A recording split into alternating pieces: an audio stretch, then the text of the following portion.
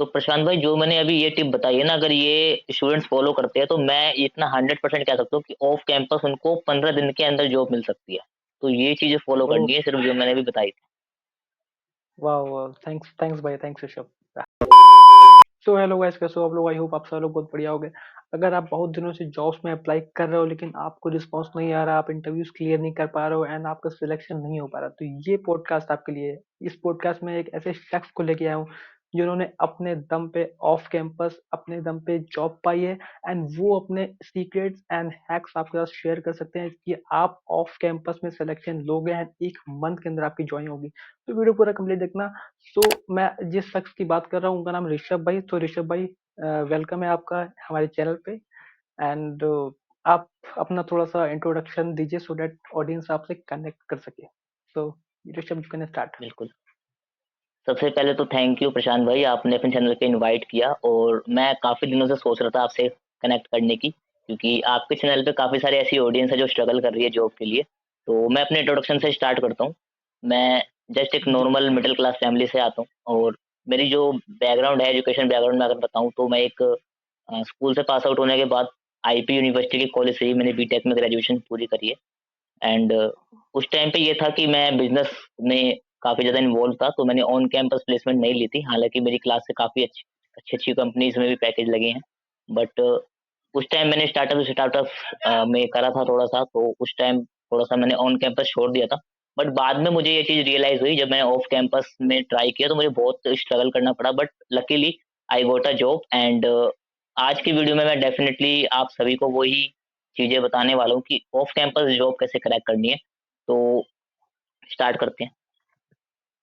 तो ये मुझे लगता है ये one of the best podcast होगा जो मैं अभी तक शूट कर रहा हूँ। और मेरी ऑडियंस ही ऐसी है कि उसको जॉब नहीं मिल रही या कुछ लोगों को प्रॉब्लम आ रही।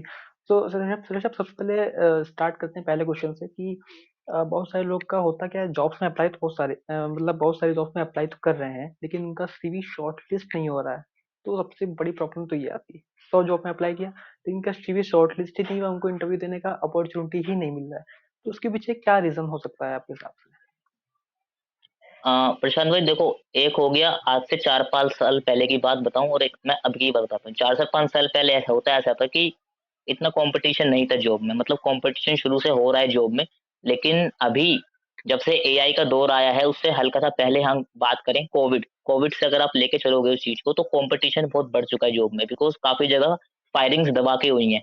और एक इंडस्ट्री की तरफ लोग ज़्यादा भाग रहे हैं आज के टाइम पे, क्योंकि आजकल हर कोई सैलरी देख रहा है। तो इस वज़ह से हो क्या रहा है, किसी भी पर्टिकुलर हम इंडस्ट्री की बात कर रहे हैं, तो वहाँ पे नंबर ऑफ जो कैंडिडेट्स हैं वो बढ़ चुके हैं।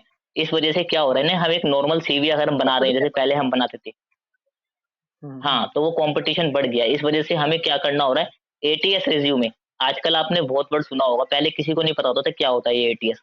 लेकिन अब एटीएस से फ़िल्टर कर रहे हैं रिज़्यूमे, क्योंकि एचआर के पास भी इतना टाइम नहीं है कि वो इतने हज़ारों-हज़ारों कैंडिडेट्स की प्रोफ़ाइल खुद मैन्युअली शॉर्टलिस्ट करें।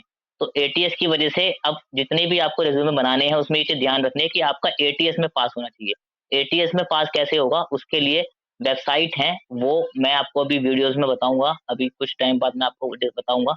बट उससे पहले आपको एक चीज़ का और ध्यान रखना है कि आपके रिज़्यूमे में जो भी आप प्रोफ़ाइल के लिए अप्लाई कर रहे हो, वो पर्टिकुलर कीवर्ड उस प्रोफ़ाइल में सबसे ज़्यादा कंपनीज़ क्या माँग रही है। एग्ज़ाम्पल के लिए अगर मैं आईटी सेक्टर की बात कर रहा हूँ, एक सॉफ्टवेयर इंजीनियर प्रोफ़ाइल की अगर मैं बात करूँ, तो उसमें आपको कौन-सी लैंग्वेज, जैसे जावा है, तो 10 में से 7 कंपनियाँ आपने जैसे फ़िल्टर कर रहे हो, आप जॉब सर्च कर रहे हो, तो आपको ये चीज़ रियलाइज़ होगी अप्लाई करते टाइम, कि ज़्यादातर कंपनीज़ किस कॉमन स्किल की बात कर रही है। वो आपको कीवर्ड यूज़ करना है रिज़्यूमे में, एग्ज़ैक्ट वही कीवर्ड यूज़ करना है। तो ये भी काफ़ी इम्पोर्टेंट है। बाकी एक वेबसाइट है एनहांस सीवी, हम्म। वहाँ से आप रिज़्यूमे अगर अच्छा, बनाओगे मतलब तो आप वो यहाँ आपका पे एटीएस फ्रेंडली रिज़्यूमे ATS आपका। मतलब आप यहाँ पे एटीएस फ्रेंडली रिज्यूमे बता रहे हो जहाँ से आपने अपना रिज्यूम बनाया था, आपका सिलेक्शन होता, राइट? बिल्कुल, बिल्कुल। तो यहाँ पे एनहांस सीवी करके एक वेबसाइट है, जहाँ से आप रिज़्यूमे बिल्ड कर सकते हो। ओके। इसके अलावा भी रिज़्यूमे बिल्डर का एप्लीकेशन है, वहाँ से भी आप कर सकते हो। काफ़ी सारी ठीक है, मैं चीज़ें यहाँ पे हैं जो आप स्क्रीनशॉट कर ले रहा सकते हो। हूँ। मैं यहाँ पे स्क्रीनशॉट लगा दूंगा पे, ठीक है। हाँ, तो ये हाँ। चीजें तो हो गई, लेकिन यहाँ पे तो आपने बहुत सारी चीजें यहाँ पे शेयर की कि हमें एटीएस फ्रेंडली रिज्यूमे बनाना है, हमें जॉब डिस्क्रिप्शन के हिसाब से अपना सीवी ऑप्टिमाइज करना है सो दैट एटीएस उसको शॉर्ट लिस्ट कर सके एंड हमें इंटरव्यू देने का मौका मिल सके, राइट? ठीक है। हुँ, बिल्कुल। तो भी बात करते हैं क्या, देखो हम लोग जब भी जॉब में अप्लाई करते हैं तो हम बेसिकली जॉब पोर्टल्स में अप्लाई करते हैं, जैसे हो गया naukri.com, shine.com, ठीक है।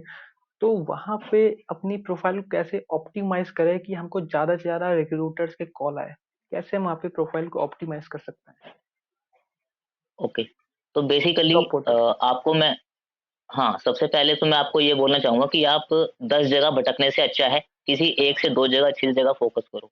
तो अगर मैं आपको अपने एक्सपीरियंस के बेसिस पे बताऊँ, सबसे बेस्ट आज के टाइम पे, जो अभी के टाइम पे है, एक तो है आपका naukri.com, एक है आपका इंटर्नशाला, एक है आपका लिंक्डइन। सिर्फ़ इन 3 चीज़ों पे फ़ोकस करो अगर आपको फटाफट से जॉब चाहिए, और मैं इन तीनों चीज़ों पे आपको कैसे काम करना है वो बता देता हूँ। naukri.com पे ठीक। आपको अपनी प्रोफाइल को हर अल्टरनेट डेज़ में अपडेट करना है। अगर आप डेली करोगे तो वो भी सही नहीं रहेगा, बिकॉज़ काफ़ी यूट्यूब पे वीडियोज़ बन चुकी है जहाँ पे ये बोला गया है कि डेली अपनी प्रोफाइल अपग्रेड करो। हम्म, बट मैंने ये चीज़ खुद अपने एक्सपीरियंस से देखी है कि कई बार क्या होता था, मैं डेली अपग्रेड करना भूल जाता था प्रोफाइल को। तो कई बार 3 दिन हो गए, कई बार 2 दिन हो गए, तो जब मैं ऐसा होता था, तो उस टाइम पे मेरे पास कंपनी से सामने से ज़्यादातर वो आते थे प्रोफाइल्स के। क्योंकि एचआर जो होते हैं वो मेल करते हैं कि इस पर्सन ने 2 दिन पहले प्रोफाइल अपडेट करी है, इस पर्सन ने 5 दिन पहले प्रोफाइल अपडेट करी है। तो आपकी प्रोफाइल मेक श्योर आप हफ्ते में 3 बार तो अपग्रेड करो। और खाली अपग्रेड करने का मतलब ये नहीं है कि आप सिर्फ खोल के सेव कर रहे हो, आप कुछ ना कुछ उसमें चेंजेस करो। एक आध वर्ड आगे पीछे कर दिया या उसी वर्ड को दूसरे उसमें लिख दिया, ये चीज़ें करो। और आप ये भी देखो उसमें कि जैसे मान लो आपने प्रोफाइल आज अपग्रेड करी, आपने 3 दिन बाद फिर अपग्रेड करी, आपको इस हफ्ते कोई रिजल्ट नहीं मिल रहा है, तो आप उसको दूसरे वे में लिख के देखो, चैट जीपीटी का यूज़ करो या गूगल बार्ड का यूज़ करो। आपने जैसे मान लो लिखा हुआ है BTech graduated from this particular university, तो आप उसी चीज़ को कैसे अच्छे वे में लिख सकते हो, दूसरे लैंग्वेज में लिख सकते हो, एक इम्प्रेसिव वे में लिख सकते हो, प्रोफेशनल वे में लिख सकते हो। इस चीज़ का कोशिश करो, बिकॉज़ होता क्या है ना, कीवर्ड्स का खेल होता है सारा। आप जो स्किल लिख रहे हो वहाँ पे, तो उसको अलग तरीके से लिखो। जैसे मैंने लिखा पावर बीआई, तो अगर मैं उसको लिखूँगा माइक्रोसॉफ्ट पावर बीआई, तो हो सकता है वो कंपनी की सर्चेज़ में आ जाए।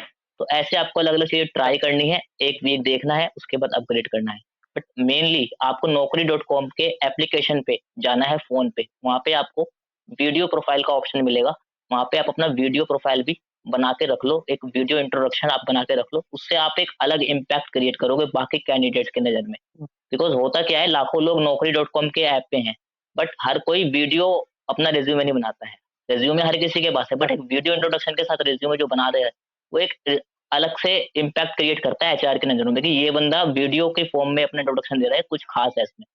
तो जितनी चीज़ें हैं वो आपको करके रखनी है। इसी के साथ में एक चीज़ मैं और बताना चाहूँगा, naukri.com प्रोफ़ाइल पे आपको स्किल टेस्ट होता है। मान लो आप किसी डेटा एनालिस्ट की प्रोफ़ाइल के लिए आप जा रहे हो, तो एसक्यूएल का टेस्ट है, पाइथन का टेस्ट है, एमसीक्यूज़ होते हैं जो आप 1-2 बार ट्राई करोगे, क्लियर कर लोगे।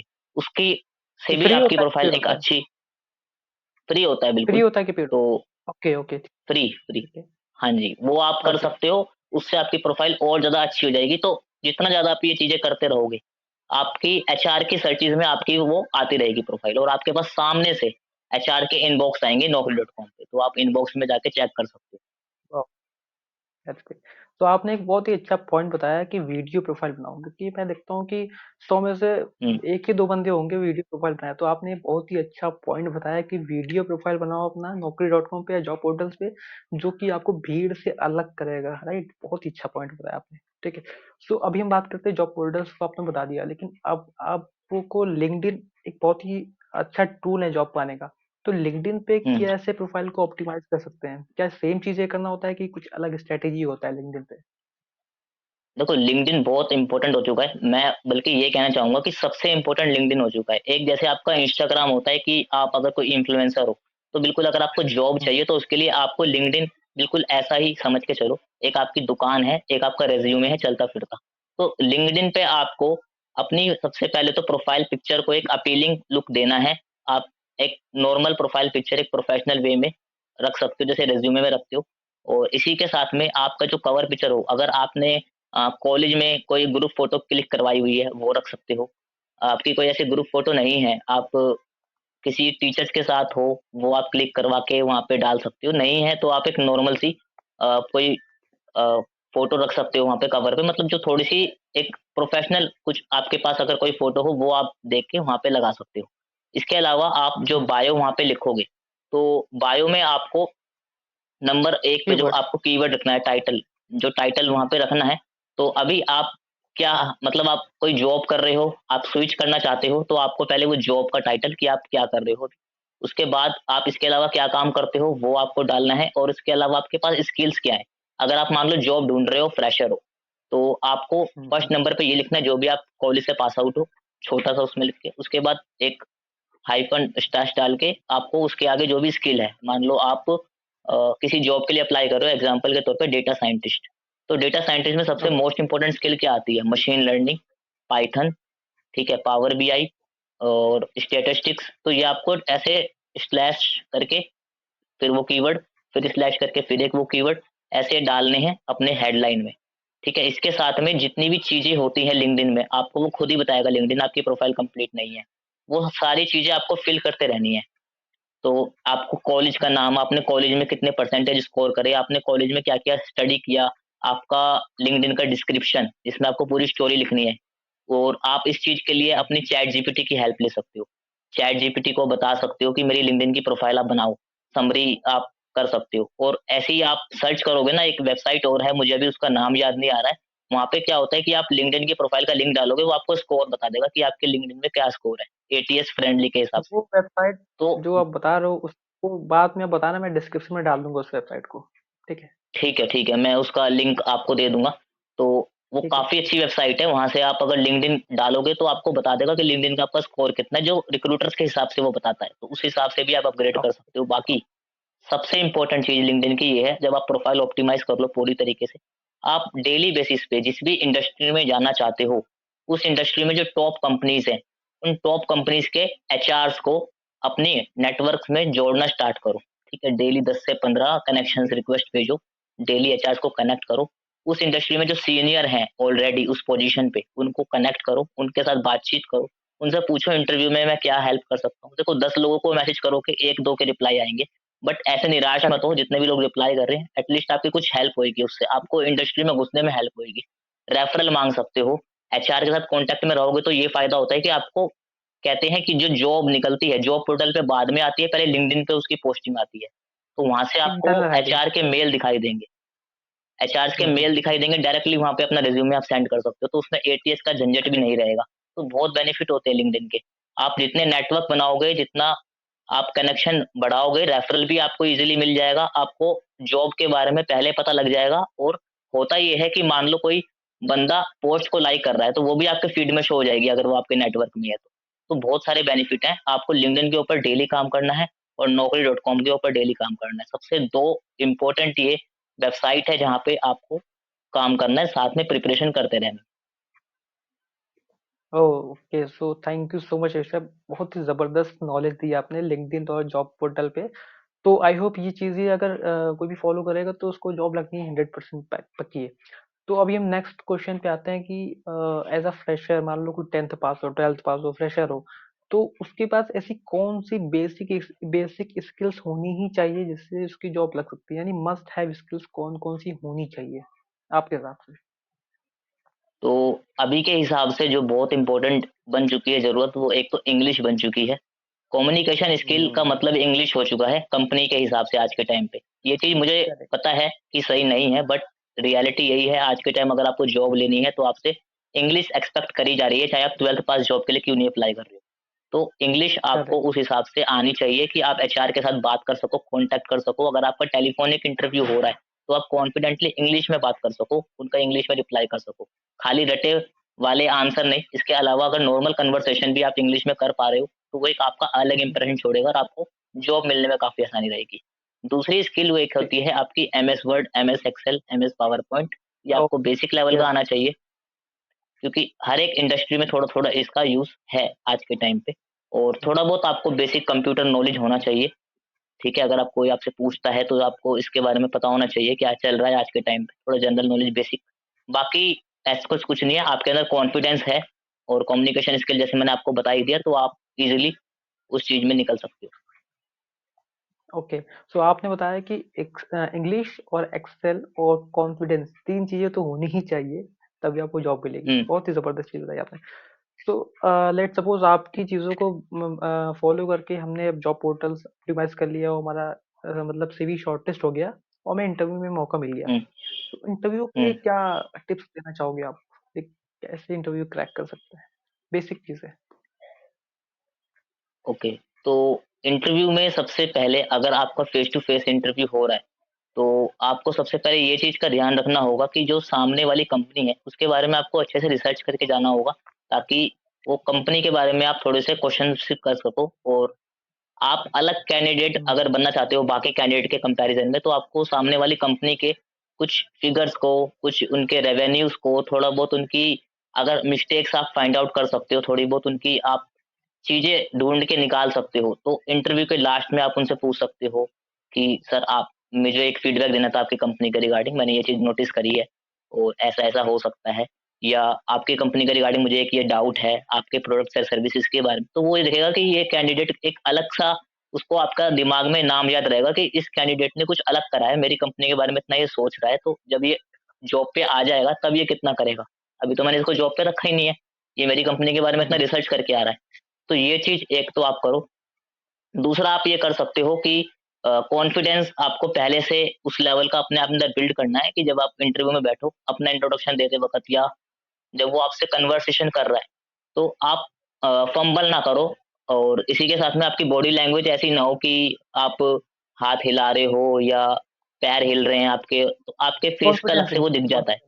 कॉन्फिडेंस कॉन्फिडेंस बेसिकली, कॉन्फिडेंस तो वो आपको, हाँ, टाइम के साथ आपकी प्रैक्टिस होगी, ऐसा नहीं है आपने पहले इंटरव्यू में जा रहे हो, तो आप बिल्कुल कर दोगे। स्टार्टिंग में गलतियाँ होंगी बट आपको वो अटेंड करते रहना है, जितने इंटरव्यू आप ले सकते हो लो स्टार्टिंग में, अगर एज़ अ फ्रेशर आप हो।